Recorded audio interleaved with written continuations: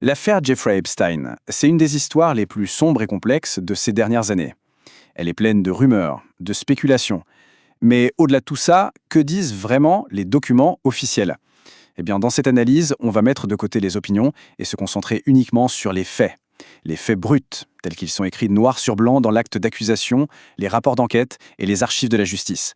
La question qui est au cœur de toute cette affaire, elle est à la fois simple et absolument terrifiante.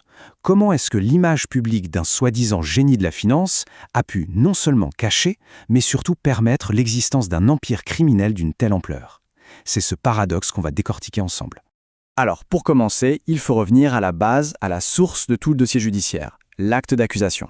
C'est le document par lequel le gouvernement fédéral a officiellement posé les charges contre lui. Et le voilà, ce fameux document, c'est vraiment la pierre angulaire de toute l'affaire, déposée par le procureur du district sud de New York. Ici, on ne parle pas de spéculation, mais de la base juridique sur laquelle toute l'action fédérale a été construite. C'est ça qui détaille la nature et l'étendue de ces crimes présumés. Cette citation, elle est tirée tout droit de l'acte d'accusation. Et ça donne le ton immédiatement. Les mots sont crus, directs, exploiter et abuser sexuellement de dizaines de jeunes filles mineures.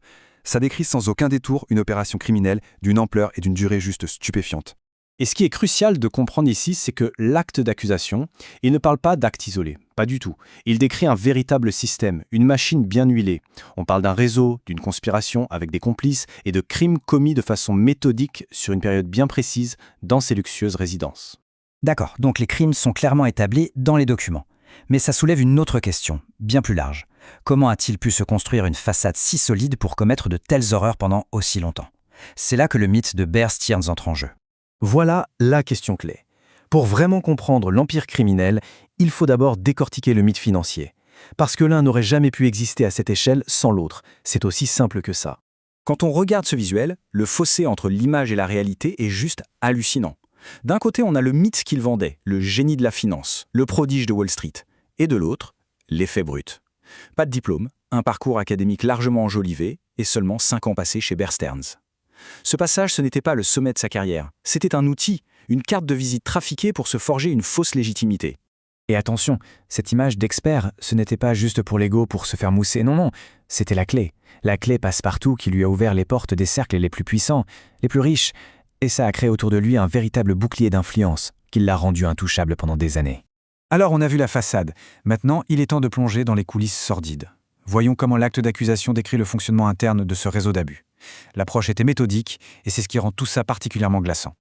L'acte d'accusation détaille un processus terrifiant en 4 étapes. Ce n'était pas du hasard, c'était un cycloprédateur, une mécanique bien huilée conçue pour avoir un flux constant de nouvelles victimes.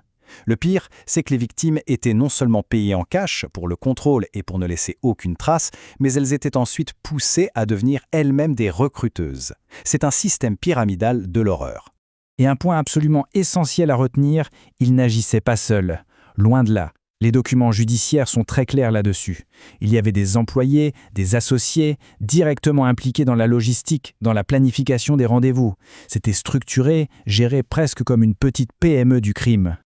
On avance maintenant jusqu'au dernier jour de Jeffrey Epstein. Et là encore, on va se concentrer sur les faits, en s'appuyant sur le rapport officiel de l'inspecteur général du ministère de la Justice, qui documente des défaillances systémiques absolument incroyables.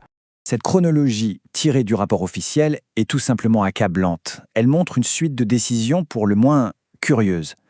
Après une première alerte très sérieuse le 23 juillet, un psychologue donne un ordre formel, sans équivoque. Epstein doit être logé avec un codétenu. Ce n'est pas une suggestion, c'est une consigne médicale. Et pourtant, le 9 août, son codétenu est transféré et on les laisse seuls, en violation directe de cet ordre. Et ce n'est pas tout. Le rapport de l'inspecteur général, c'est une véritable liste à la Prévert de tous les ratés possibles. Les comptages de détenus, pas faits. Les rondes de surveillance toutes les 30 minutes, manquées pendant des heures. Le système de caméra dans son unité, en panne depuis plusieurs jours. Franchement, chaque point de cette liste est une rupture inacceptable des protocoles de sécurité. Alors oui, bien sûr, il y a eu d'innombrables théories du complot suite à sa mort, mais il est essentiel de revenir à la conclusion officielle. Et le bureau du médecin légiste de la ville de New York a été très clair. Cause du décès, pendaison, nature du décès, suicide. D'un point de vue factuel et légal, c'est le point final de l'histoire de Jeffrey Epstein. Sa mort a mis un terme à son procès, c'est un fait. Mais elle n'a certainement pas mis fin à l'affaire, au contraire. Pour les victimes et pour tout le monde, Ça laissait un goût amer, un terrible sentiment de justice inachevée. Et tellement de questions sans réponse.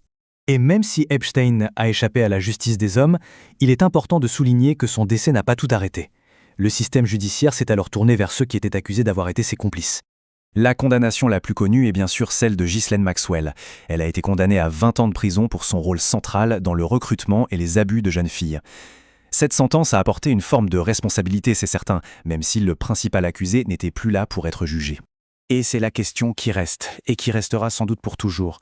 Sans Epstein à la barre, sans son témoignage, sans contre-interrogatoire, comment connaître toute l'étendue de son réseau? Sa mort a garanti une chose. Même si une forme de justice a été rendue, la vérité complète, elle, nous échappera probablement à jamais.